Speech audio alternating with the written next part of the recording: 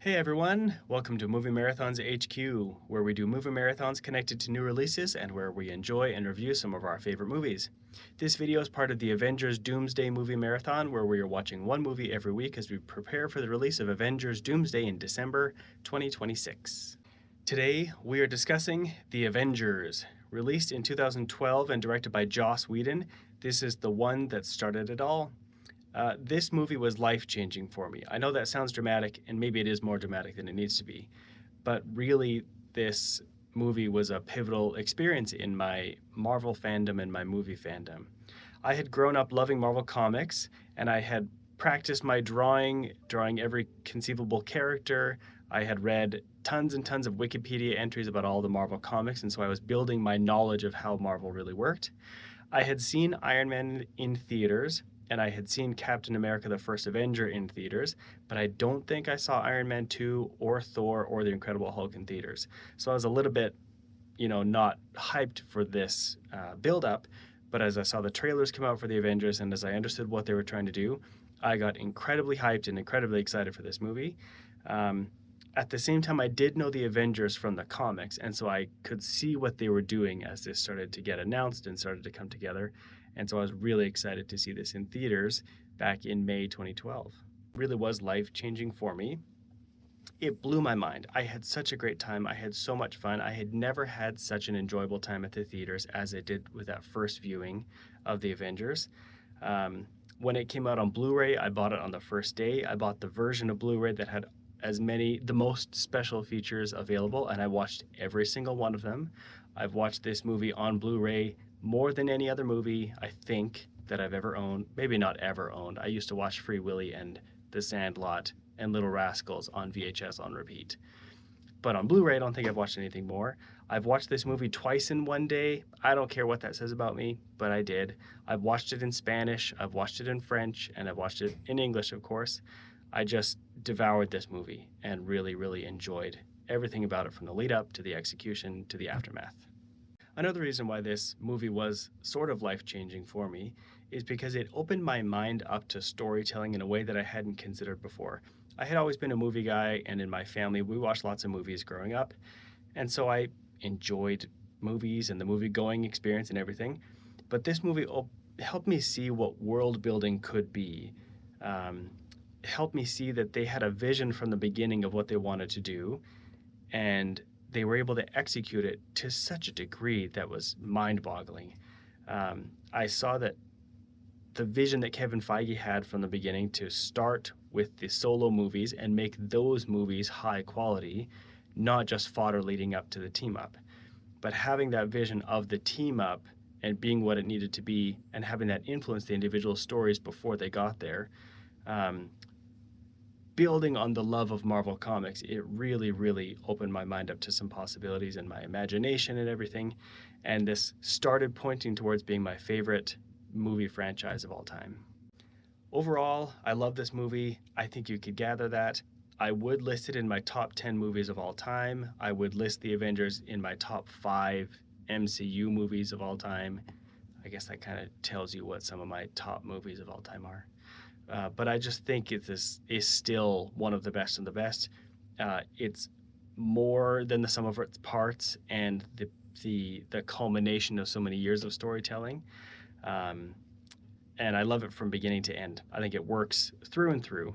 For positives, I'll mention the visual effects, the script, which is very fun and very quippy, the casting with a new Bruce Banner, Clint Barton, and Maria Hill. Loki as the villain is another positive.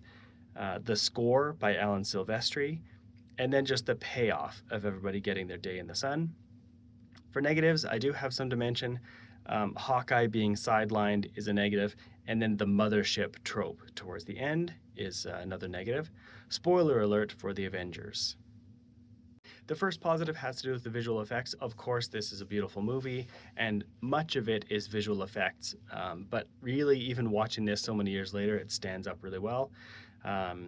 Iron Man looks great in his suit, and all the suit ups and all the different marks that he wears look terrific. Captain America looks really good. There's a few spots where kind of physics doesn't really work that well, but otherwise he's great.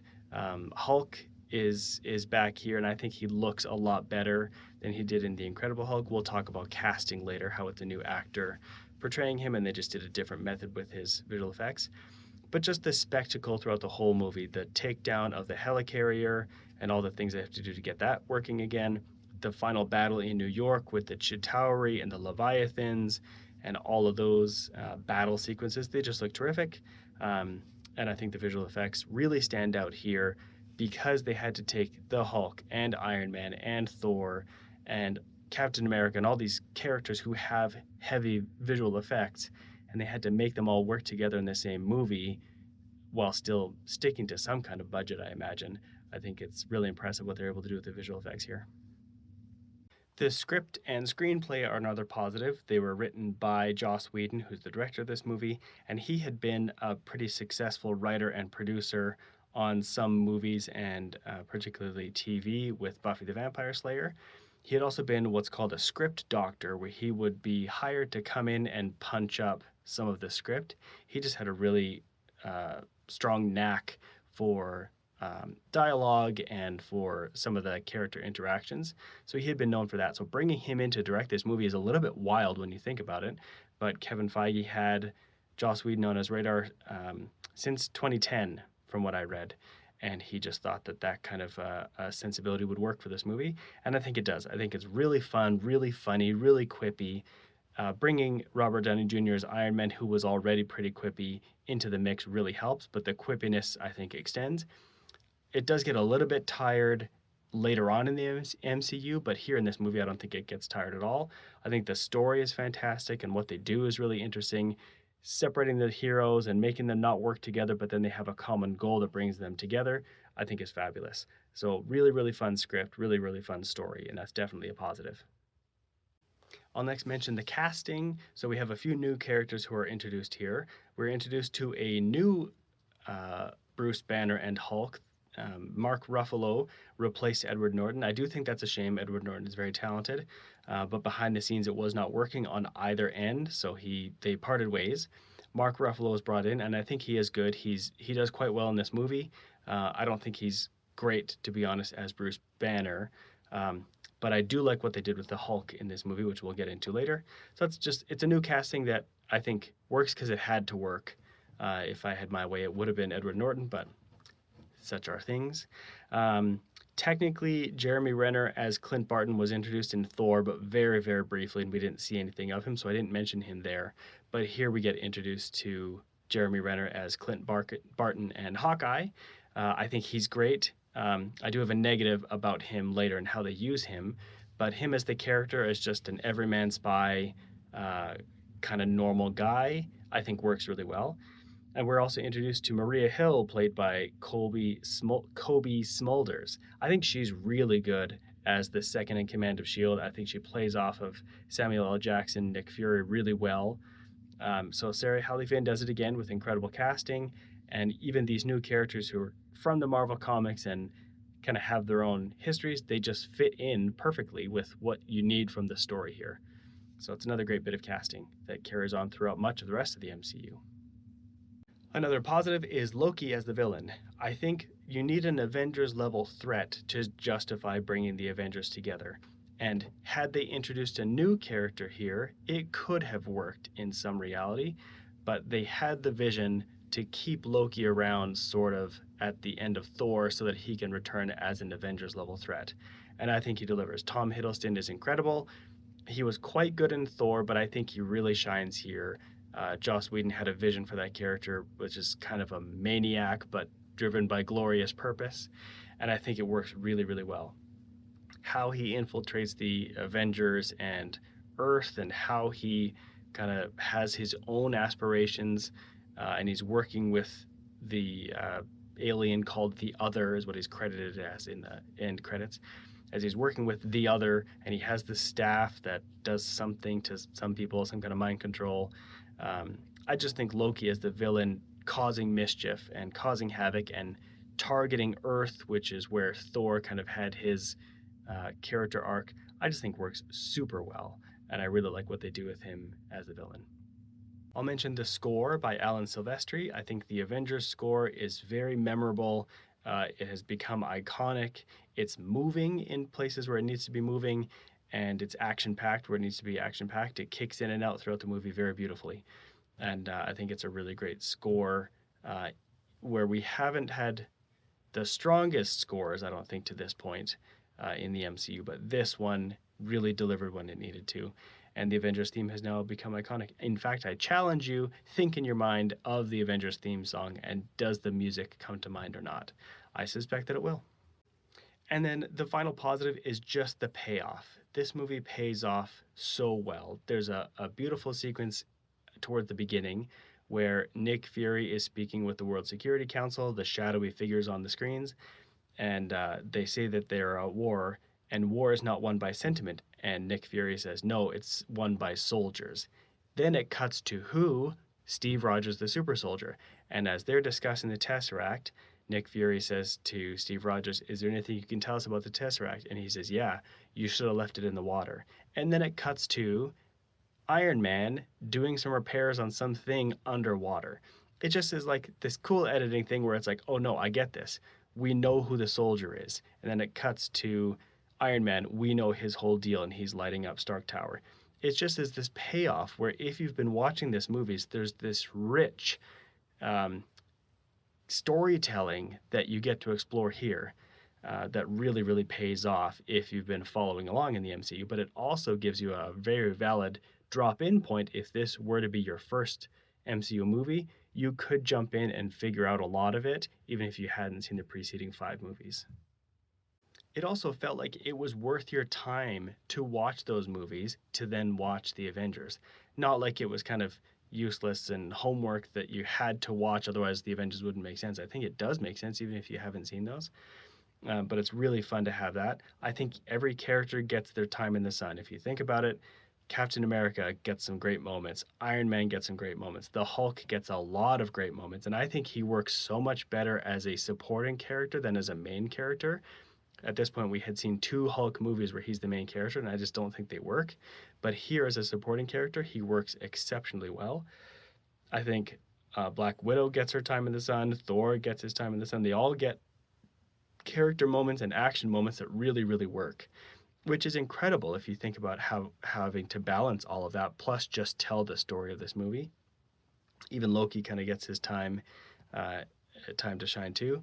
And then finally, there's the post-credit scene where we get this ominous purple alien figure with a ridged chin who smiles at the thought of courting death. And that's awesome. I have to confess, at the time, I did not know who that was. And I acted like I did because I had to be cool because I was the comics Marvel guy, but I honestly didn't know who it was. I thought the ridged chin meant he was a Skrull, so I thought, oh boy, they're doing some kind of a Super Skrull secret invasion thing as their next step. I got way ahead of myself. So I do apologize for making it seem like I knew who Thanos was when I didn't. But just having the vision that Thanos would be the next Avengers level threat, I think was fabulous. So in this movie, everybody gets their moment, everybody gets a payoff, and it's great for the fans to feel like it was worthwhile to watch all those movies leading up to this. Now, there are a few negatives. Hawkeye gets sidelined pretty much from the beginning and for most of the movie. I think the screenwriter, Joss Whedon, just didn't know what to do with him. In fact, he's come out to say he just didn't know what to do with Hawkeye, but he wanted Hawkeye in there. So it's too bad that happens. It does sort of make sense in the world because Loki did need somebody with intimate inside knowledge of S.H.I.E.L.D. And so having Clint Barton, who had been an agent for who knows how many years, it did pay off in that way, especially when they come back to get to kind of unleash the Hulk on the helicarrier, which was the plan all along. So that does work. It's just too bad that the character and the actor Jeremy Renner is kind of a zombie throughout most of it. He gets smacked on the head and then comes back to himself and then does have a role in the final action scene in the finale. So that is good, but it's still a negative that he's sidelined, zombified, and then comes back. It's kind of a bummer of a trope. And then the last negative is just the mothership trope. So towards the end of the movie, this army of aliens called the Chitauri, who are from the Marvel comics, by the way, they get transported to Earth through the Space Stone, we learn later, but through the Tesseract. So this army comes and attacks New York, and the Avengers have to save the day. And then the nuclear weapon gets launched against New York, and Iron Man picks it up and carries it through the wormhole and points it at the mothership, which you see briefly, some kind of mothership with all these more aliens coming. When the bomb goes off inside the mothership, all the Chitauri on Earth just drop to the ground. It's an annoying trope that you see with lots of aliens. In universe logic, I don't know how that makes sense. Why would all these things drop to the ground just because their mothership goes down? So it's a trope that we've seen many times before, and I get that the alternative would have been they destroy the mothership, they close the portal, and they just have to chase around all these Chitauri, which would have added more time and more special effects and everything to the budget. So I get that they didn't want to do that. It just still seems awkward that they all just drop to the ground and then the Avengers go on their merry way. So I'd say that's a negative. Now, how might the Avengers connect to Avengers Doomsday? Well, in universe, Tony Stark is no longer alive, but the actor Robert Downey Jr. is confirmed to portray Victor Von Doom / Doctor Doom in Doomsday, so he'll certainly be back. I think he's going to be a variant of Tony Stark in some kind of a different universe, and for some reason he gets brought into ours. I don't totally have a strong prediction other than I think he's a variant versus some other way that they could bring him in. Steve Rogers in the main MCU timeline is an old man by the time Doomsday rolls around. So he was not originally announced as part of the cast when they started talking about casting for Doomsday. It has since been revealed that he will come back in Doomsday as Steve Rogers. So somehow he's going to come back. I don't see how it can be our Steve Rogers from our universe because he's an old man. So maybe it's a variant that's coming from another universe, or it could be that he takes on the mantle of Captain Hydra as he did in the comics. Chris Hemsworth is confirmed to return in Avengers Doomsday, so he'll reprise his role as Thor. My prediction is that he's going to meet his end at the hands of Doctor Doom. I think that will showcase Doctor Doom's power and will also hit us in the feels as the audience. So I think he'll be back, but not for long in Doomsday. We also know that Tom Hiddleston is confirmed to reprise his role as Loki in Avengers Doomsday. At this point in the timeline, Loki is sitting at the center of the universe, holding all of the threads of all of the realities together on his throne. So whether that means Doctor Doom is going to somehow go to the center of the universe and he's going to take out Loki so he can hold the strings, or whether Loki is trying to pull the strings to manipulate what's happening with Doctor Doom, I'm not sure. But something about that is going to connect to Doomsday. I also predict that there's going to be no Infinity Stones in Doomsday. So that's my review of The Avengers. What do you think of this movie, and how do you think it might connect to Avengers Doomsday? Make sure to let me know in the comments below. Follow Movie Marathons HQ on Instagram, TikTok, and YouTube, and also on Letterboxd, where you can see all of the movie marathons we have done before and all the ones that we have upcoming.